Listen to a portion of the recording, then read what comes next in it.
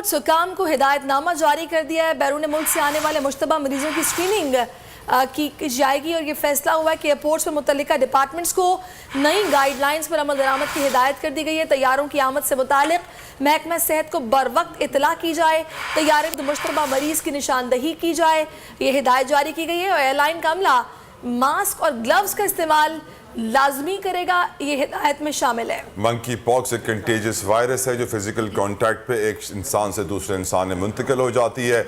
इसके अंदर आपकी जिल्द के ऊपर खुजली के लिए रैशेस क्रिएट हो जाते हैं, आपके सर में दर्द, कमर में दर्द, बॉडी एक्स, बुखार के अलामात भी आपको नुमाया नजर आते हैं। इस हवाले से पढ़ा है कि मंकी से ये किस तरह ट्रांसफर हुई है? यकीनन ये बहुत बड़ी इसके ऊपर रिसर्च हुई है और फिर कहा गया है कि जो कुछ इंसान नाइजीरिया में, अफ्रीका में बंदरों के साथ बहुत ज्यादा वक्त गुजार रहे थे, कुछ उसके ऊपर मजीद बात भी करेंगे।